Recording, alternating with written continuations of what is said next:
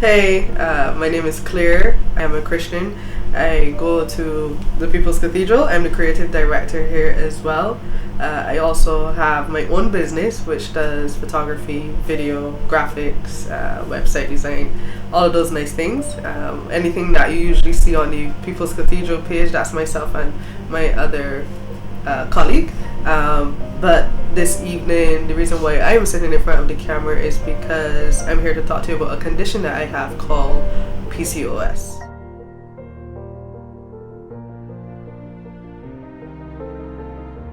As every female goes through puberty, everyone experiences a period, and for me, when I got mine, it was normal. I guess everybody has the regular pains, cramps, and what's not. But I found that as I grew older and I was in the years of like college years, I realized that my period was coming very irregularly and I could go months without having one. I thought it was related to stress. You would go Google and it would say, sometimes you miss a period because you're stressed, and during that time it was a very stressful time. But upon further research and years later, because also out of fear, I decided to go to a gynecologist. I got checked. I got not tested, but they did the normal procedures to go through to see if you do have that condition. And yeah, I was not diagnosed, but yeah, I found out that I have PCOS, which stands for polycystic ovarian syndrome. And for me, it was an interesting experience, because with not being able to have regular periods also came some other symptoms as well. And I found that it was affecting also now my mental health, because with the condition you have a hormone imbalance, and there are days that you would wake up and you would feel like you're okay, there's nothing that particularly happened that was wrong, but your mood just suddenly changes and there's nothing that you can do about it. I found that I started to have friends around me that were realizing that they had the same condition, and the thing about it is that not all of our conditions are the same. Everybody experiences different formats. And for me, what was happening when the month would come that you're supposed to have your period, I would get the pain, and the pain would be more severe than the actual period itself. And I found that it was hard, and that was difficult for me to navigate sometimes, when especially having to come to work and then also working. I wasn't currently working here at the People's Cathedral, but at the different workplaces, it's not that easy to always be like, hey, can't come in today because I am just having pain. It's not always that easy to explain it to just any and everyone. And I went through a difficult period where I started to feel depressed, started to feel anxious, and those things actually make you worse because you're already experiencing all of these other symptoms.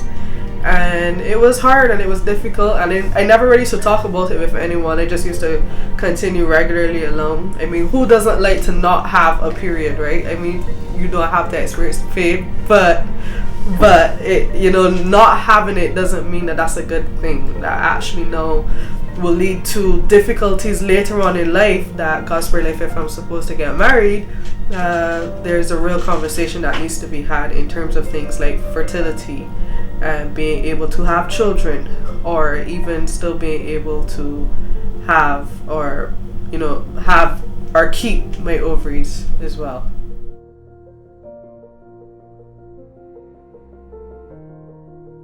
PCOS in a work environment was one that was challenging for me. One of the main things was being able to communicate honestly with people around me and let them know, and being able to trust people with that kind of information. It's not something that is taboo, but it's also something that we don't really talk as much about here in Barbados. And I will say worldwide. It's only recently that some organizations have been coming up, and some startups that have been trying to focus on it and basically bringing awareness to the situation and not making it a taboo topic. But it is something that a lot of women deal with, and there are some that may not even know that they have it and still have to continue their daily process with it. Some of the more visible symptoms include something like weight gain, and that was something that I realized started to come on more fiercely for me, like just out of the blue. And it wouldn't be that I was eating bad. There were actually points where I was exercising, was in the gym, doing well, but instead of losing weight, I was gaining weight, and all of these different things started to come up, and it made me really go to make that push to go to the doctor. So going upon that visit, that's when she told me that that I have PCOS. And now dealing with that within the workplace, as I was saying earlier, it's not easy, because there are days where I feel so much pain that I can't get out of bed. There are days where I don't feel to do anything, and then there's also the uncertainty of not knowing, because since my period is not on a regular schedule, not being able to know like how everyone will count 28 days or 30 days is very frustrating. I can be out and my stomach might start to hurt, and then I will be like, oh no, and then nothing happens, but the pain is still there, it's constantly there. And the type of work that I do is also very stressful. It can also be very time consuming, and stress again is also another factor that does not make this condition easy. So I've had to be able to find ways to balance the two, being able to find ways to eat healthy, find ways to still happen to get in some form of exercise, but it's not been easy. And there are days where I just don't feel that I want to go through with the day, because who wants to feel anxious or depressed and not have any control of it when you know that nothing particular happened, but just because of how PCOS affects you, and it affects your hormones and your mood just changes, and you have no control of that. It's not easy. And I would say that's very good to find a really good support system. I really do have some really good friends, my mom and my grandmother, and some really good friends of mine that I was able to share these thoughts that I may be having with, these the days that they would know, they would see me sometimes and it will not be good, or they might not even hear me, because sometimes I pull myself away from everybody because I don't want to have to say, oh, it's my stomach hurting again. And for some people they just be, oh, it's just a stomach hurt, just get up. But it's really a lot more than that. But what I will say is that for anybody out there that has it, it may not seem like something big, and it's not a end all sentence, but there are ways and there are people out there that are willing to help. And I hope that, especially with talking about this openly, which is very hard for me, I don't know if you can realize that, but this is very hard for me to talk about right now. But once you find someone that you can talk to about it, especially a doctor, but also have people that can help you through the days that, sometimes they're not just pushing you to get up, but they let you know you can take your time, you can be patient, and you can go through it, because there's not obviously a cure for it, but there are ways to help manage and get through. So yeah, dealing with it in work environments, I know for some women can be very hard, and I'm one of them. A lot of people see me smiling a lot of people see me making a lot of sport, and I guess that helps to cope with. And yes, I know that sometimes we might over spiritualize things sometimes, but in all of the help that God gives, He also gives you people around you, and He also gives you the doctors out there as well that can help guide you in different directions that may help, instead of having to do, which probably talk about a little later, which is that some of the end all results is that they may want you to do surgery, and those thoughts can be daunting, but you know, there is his peace, and he does give you those people around you to also help get through that time. I would have mentioned earlier that I would sometimes pull away from everyone. There was a period where I would really not socialize. I would really not like to be around people, because sometimes what happens is that the ovaries, they produce cysts, and sometimes it can be so much that they actually have my stomach feel like it's swollen, so it's this uncomfortable pain, and I wouldn't want to be around people, and then again that will begin to affect my mood. And it was never really easy, even in terms of relationships. I would not want people to be close to me, like touching and what's not. It's painful experience. As I said, I would still get the pain every month. It's almost like a phantom pain kind of thing, and you know, you're just there sitting. You know, you don't know. Painkillers, Advil, PMs, all type of different things. I didn't really want to go down the line of taking steroids. That's one of the main things that they would ask you to take, really, to kind of help manage or help regulate. And that was something for me that I didn't want to consider an option, or even having to think about doing the surgery that early. So I would find, like, you know, natural ways, you know, like teas and, you know, herbal medications, and but nothing really would help, you know, during that time.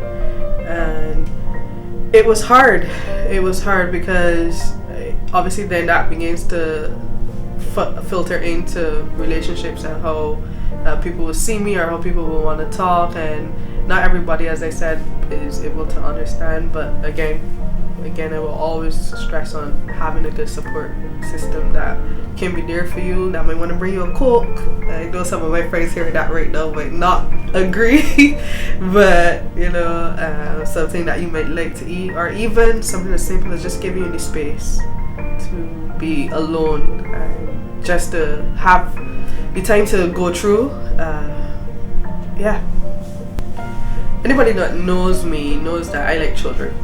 I love to work with children. I taught junior church. I have run VBS for the last almost 8 years. Was a counselor before. I just love children. I have 5 godchildren, 5 beautiful godchildren, and the reason why I'm talking about children is because one of the emotional aspects for me is dealing with the idea that having children may be a difficulty for me in the future. And that's not an easy conversation to want to have with someone that you might be looking to plan your future with, because I'm sure for every woman who has marriage in their timeline, they may, you know, one of the things that they would want to do is have children naturally. And that's a real discussion that I have had with myself, with other people, and it's hard because who wouldn't want to have of their own, and you know, being able to have or be able to talk to people sometimes about it. Yes, it's easy, it helps to take your mind off of it, but it oftentimes throws me into a depression, feeling anxious, because you always feel like, well, I'm 33, so you know, society's norm, 30, you should got 2 children, you should be married, and none of those are for me right now, so I don't have any of those things like that right now. But there are often times that I cry myself to sleep, cry myself to wake up, and I don't want to be around people.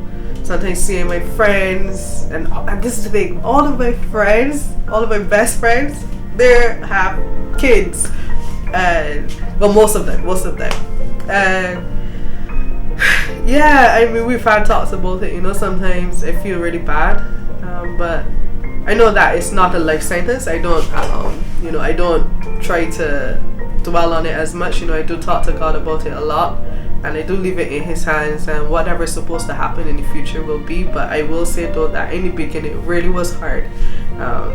As I said, with the hormones being in imbalance, you know, depression is already something that is already coming on by itself, and then now you have to deal with all of these emotional experiences and thoughts and thought processes, and you know, sometimes it just makes you want to kind of pull back from everything and just be like, you know what, just let me just forget about everything, let me just throw myself behind my work. And I think I'm guilty of that a lot, where sometimes instead of thinking and, you know, giving it over to God, majority of the times I just, you know, I let my work distract me or what's not. But you know, it's always in those still moments where, you know, you still come back and you realize, you know, that you know how I may have been coping was not healthy.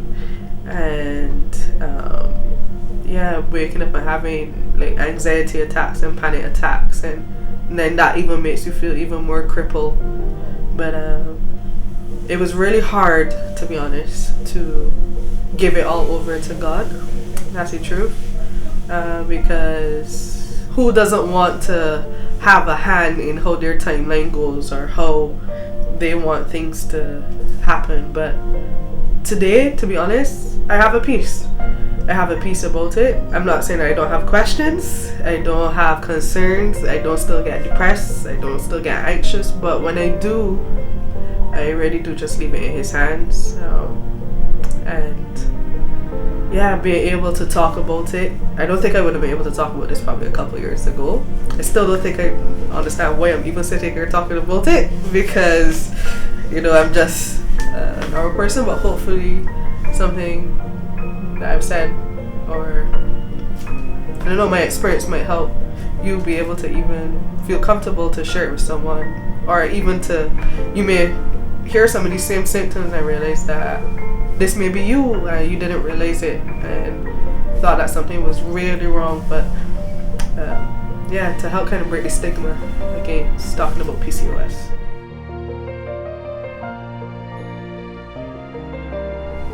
Alright, for me, I know that sometimes I've had to cancel a lot of events, you know, going places with my friends. And first of all, I don't really like to go much places, period, so I'll just make that disclaimer. But because the pain is so sudden sometimes, or it may be unexpected, and again the uncertainty of if my period is coming or not, I would have to cancel a lot of places that I go. And I know that not everybody's able to always understand. They don't always want to be like, oh yeah, it's your stomach, okay, alright, cool, you know. I know that sometimes it would get to some of my friends in the earlier stages because they were not able to understand. And yeah, especially in relationships as well, it was not always easy to have to explain that, because if you're around people, if you're around family, people want to be close to you. And again, the easiest thing for me to do was to pull back and kind of, you know, just be a little standoffish from everybody. And that was something that I kind of found myself using as a comfort. And one of the things that happened was that I used to pull myself all the way back, that I would not even want to go anywhere at all, and not realizing that I may have been using PCOS as a crutch sometimes. And I know that's not a good thing, but it was easier to cope that way as opposed to have to explain and what's not. But yeah, it can affect some social aspects a lot, especially again with the uncertainty of everything. But yeah, it doesn't have to be the end all to it.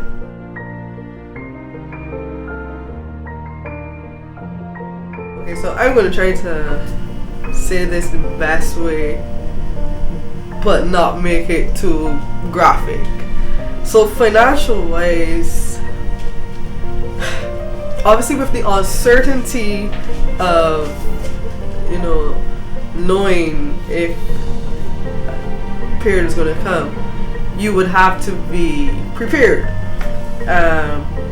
And all females know how we prepare for if it is coming. But because of how I experienced PCOS, as I said, I would get the pain, but not necessarily the actual event of a period. And so obviously there will be wastage, and you know, the having to buy, because the pain can actually last for weeks. So that's me going through each day thinking, okay, maybe it's today, maybe it's not, maybe it's today. And then obviously then I guess this is another emotional factor, like, you know, that is on your mind, you know, like you're walking about every day with that confusion.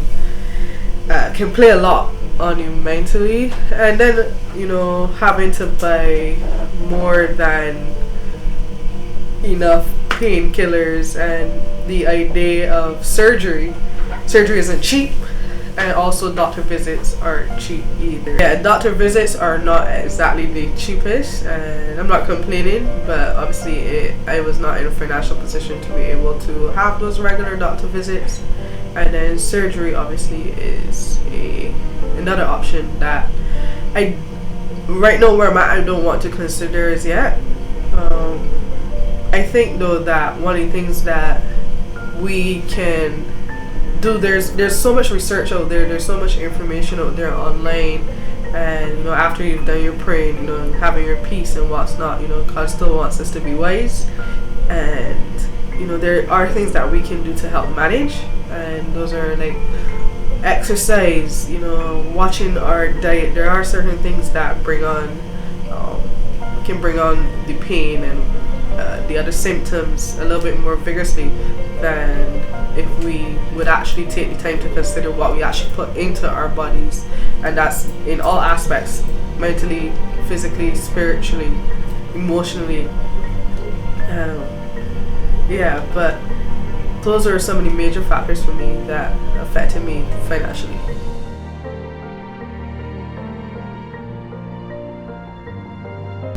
Being a Christian has been one of the most valuable assets of going through PCOS. I know that PCOS may not be something like cancer or, you know, one that may actually be harmful or life-threatening, but it is something that does affect your self-esteem. It does affect how you feel as a female and how you see yourself in society. But being able to have having God in your life, having a relationship with Him, is one of the things that helps me to build back that confidence. So with all of the negatives that come with PCOS, of how, you know, infertility and, you know, different things that can happen later on in life, you obviously will tend to feel very self-cautious. You will feel like, why is things like this happening to me right now? You know, like, no, I have to try to figure out everything before a particular timeline. You know, society wants you to feel this way by this time and what's not. But understanding that God has a purpose for me, and even in my fears of, you know, and my questions, I've had many doubts, I've had many questions, even as I would have mentioned earlier again, which is that I do really want to have kids, and I just continue to give it over to Him whenever that comes up. You know, being able to know that He takes care of those situations, and He really does hear, and He really is there. Sometimes it feels, you know, like maybe He is far, but there's always been a peace. I know that, you know, the nights when I cry, the nights when I feel depressed, the mornings, the days when I'm not able to get to work, I don't beat up on myself as much anymore. I know that's okay, that I am still beautifully and wonderfully made. I am happy with who I am. I am okay with where I am at, and that's because of the grace of God, and that I'm in my right mind, because it may just seem simple, but it's not been easy, but it's been worth it, and being able to, you know, I don't know if this might be helpful for someone, I don't know, but yeah, hold on to God in the midst of it all, with all the questions, with all of the concerns, with what society may make you think that you should do, or you should say, or how you should look, or how you should feel during these situations. The only peace that you can really get is from God. That's my encouragement too.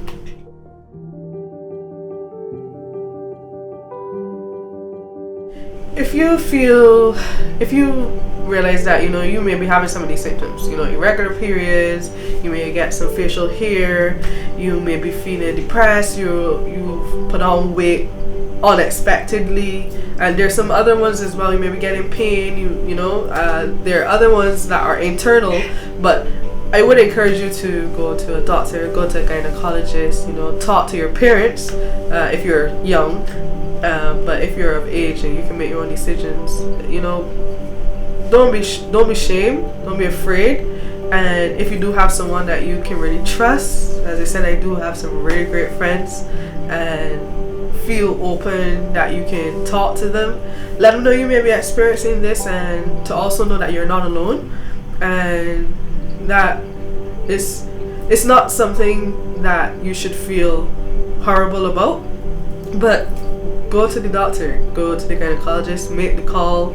I know it's COVID times, but there are procedures that they can still do, and that you can still be safe. And knowing is a lot better than not knowing. And you know, there are different ways that we can all manage. Like I mentioned some earlier again, which is, you know, healthy diet, you know, and also stress is one of the main factors. I don't know if I kind of emphasize that a lot. Stress is one of the main factors for sure.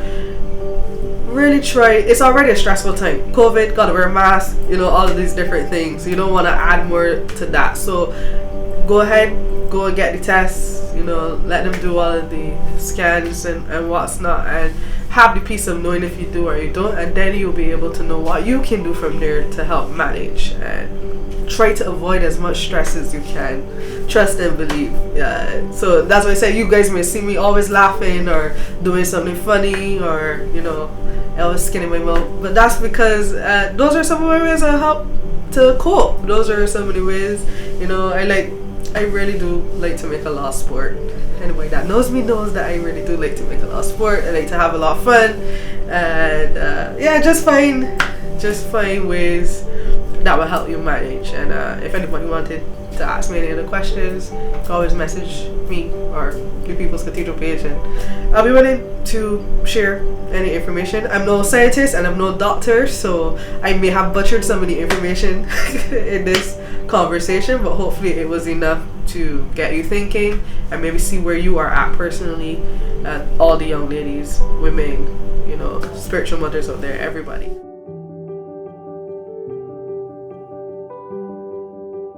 I want to especially say this to the men, you know, the family members, the friends of women that may have or may not know, and you may even be able to see some of these same signs in some of your loved ones around you.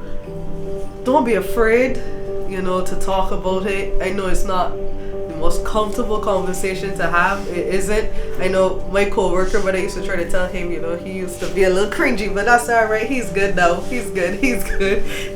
But yeah, I would say be willing to be open, be willing to be patient, be willing to listen, to hear where they're at, because their story will be maybe a lot different from mine, or it may be the same. But just having you being able to be there and to at least try to be understanding is going to go a long way. It's going to go a long way, because they may be experiencing a different thought process. They may be actually feeling extremely low. But yeah, like, rally around them, and it doesn't need to be that taboo. It really doesn't. There's nothing that we go through in life that should be taboo or should be difficult to have a conversation about. But I'm encouraging you and I'm pleading to you, you know, just make it easy for them to want to have those conversations, and maybe even in your workspaces, you know, have those conversations. It will make it a lot easier, and then we'll realize that we can integrate these into our daily conversations, and a lot more women may feel even a little bit more comfortable to go and get, you know, make sure if they're okay and what's not. So yeah, so hopefully I was able to be of some assistance to somebody this evening. I don't know, but yeah, that's my story. It's a bit butchered, but that's fine. So hopefully you guys enjoyed those few minutes of me talking about my condition, PCOS, but know that it's also not my life sentence. So.